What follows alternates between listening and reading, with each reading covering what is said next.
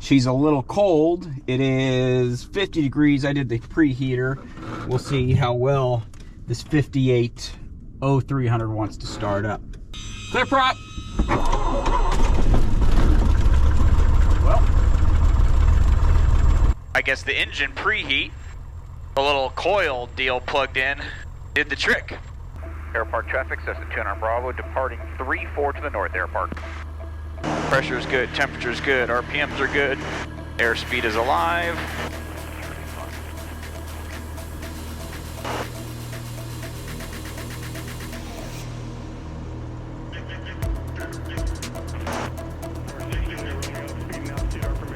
East departure. Starting east departure, 360 Romeo. November 52 Alpha, traffic holding in position, continue please. 52 Alpha, I'll continue. 274, turn base, you're following traffic off your right. Turn base, we got that traffic in sight, just keep it 4. Thrust 540, you can start your descent please. Our descent, thrust 540. Adams Tower, Tower 190 Mike Echo, 5 miles south of border. Tower 190 Mike Echo, Addison Tower, continue. Continue 190 Mike Echo. Thrust 213, left downwind approved. Left downwind, thrust 213. Addison Tower, Cessna 89er Chandler Bravo, departing Airpark northbound VFR. Alright, 900 Bravo, Addison Tower, roger. November 9 Sierra Golf, runway 34, clear for takeoff, fly runway heading. So my journey to become a private pilot or get my PPL or certificate, as all the cool people call it, is interesting. I've always wanted to be a pilot. I've always wanted to fly. I took a lesson or two when I was 15. Just never got around to completing it. Didn't really have the interest once I got my driver's license. But my birthday last year in May, I was making a list of things that I wanted to accomplish, and I've always wanted to have an airplane. I've always wanted to fly, and so I made my birthday list. Well, I went out to breakfast with my church men's group the next day, and I was talking about this list, and this is just funny how God works. I was talking about my list, and the guy next to me from our church goes, well, I have an airplane. Do you want to be a partner and use this airplane to get your license? And so I looked over at him, and we left breakfast, went down, looked at 29er Bravo, which is a 1958 Cessna 172, and shook on it, and I became a third partner in the airplane and started my training right away. Now, there's a lot of ways to get your private pilot's license. There's, traditional schools like Part 141 that are very regimented. I went Part 61, bought my own airplane, and actually just hired a CFI to take me up. And I thought that this was going to be more economical. I don't know if it's more economical. I'll have to crunch the numbers and do a video on it, buying versus renting. But I'll tell you what, at the end of it, I've got an airplane that is available on a pretty regular schedule, and I'm not upset about it. So, got the airplane and jumped in with my CFI, Larry. Funny guy. Larry, if you're watching this, thanks for all the help. And, my journey to get my license, everyone's is different. Like, if you're doing Part 61, you have to have a minimum of 40 hours. There's different requirements, cross-country, solos, all that. But I got in the airplane, and it just made sense to me. So for me, I soloed at 9.5 hours. If you were looking to get your license, the first thing I'd say to do is go do a discovery flight. I'd already done that years ago, and see if it's something that you really want to do. If you do, go and do an online ground school. For me, this kept it at my own pace. I did the one from Sporties. And then, find out if you're going to do your actual flight instruction in a rented plane. If you can find a plane that's a decent deal, good luck on that, but you can purchase it and then you have more availability. And here in Texas, that was a big deal because plane availability is all based on weather, okay? Rental planes are flying all the time to make money. So if the weather's good, they're constantly booked. So I bought my airplane and went up, and like I said, that was a month after the initial conversation. In fact, it was like 3 weeks. I was looking at my logbook. It was 2 weeks after my birthday.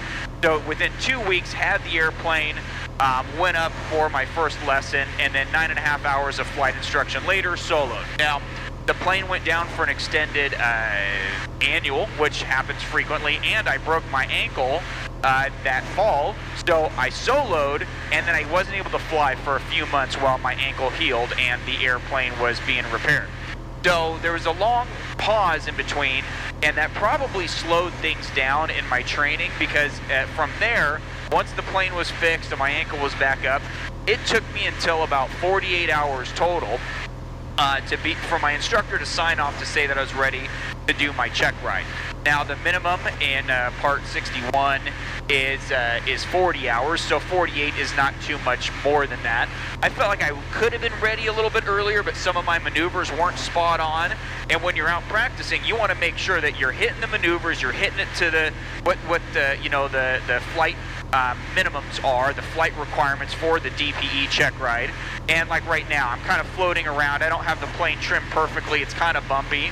So I'm floating within 100 feet of my desired cruise altitude of 2,500 feet. So when you're out practicing, make sure that you're proficient in doing what you want to do in the training. But at 48 hours of training, I'd done all the requirements for solo, cross-country, nights, all that.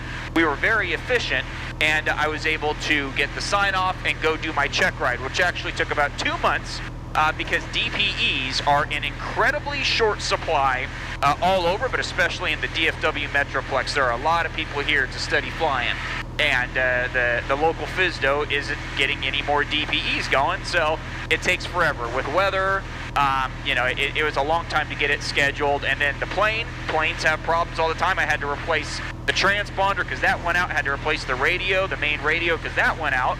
And actually flew with the backup radio for my check ride, but luckily we weren't at a towered airport. I fly out of Airpark, Dallas Airpark, which is under the Addison Class Delta, or in the Addison Class Delta, and then under the DFW Bravo.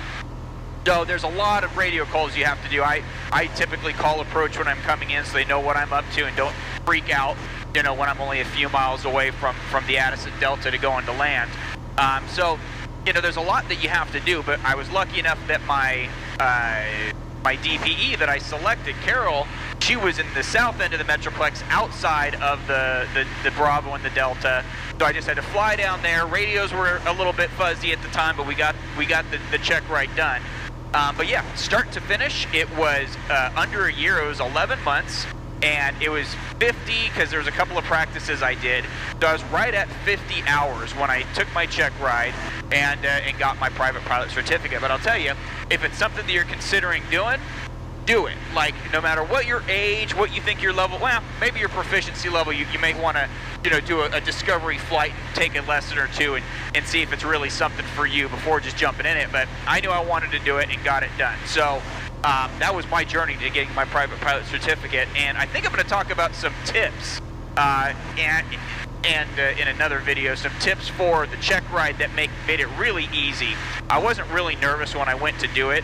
I had a game plan going in, so I think a future video is going to be tips on your check ride if you're nervous about it. But get it done. It's a blast. Having your certificate is great, and then on to IFR, multi-engine, all that stuff.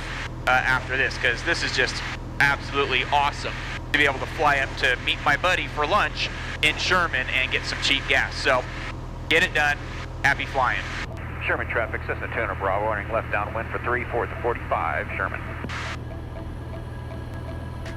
All right, gas, undercarriage mixture, prop is spinning, seatbelts are fastened.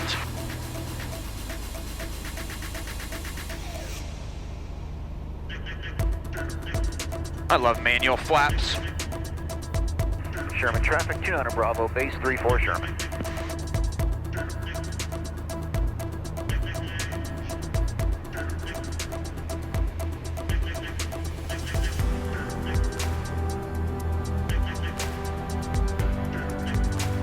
I got so much runway to work with here.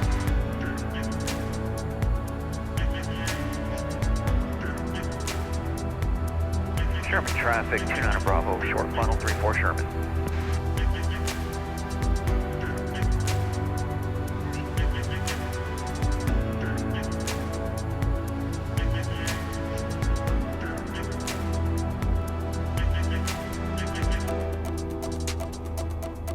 Where's this wind coming from, huh? Let's get lined up on the center line.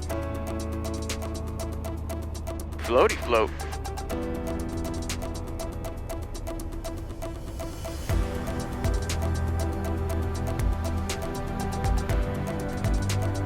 Well, didn't want to do that. Damn it. Bottom traffic, Cessna 6065 Echo on the downwind for runway 35. Bottom traffic. But I didn't have the outside camera for that. That was rough.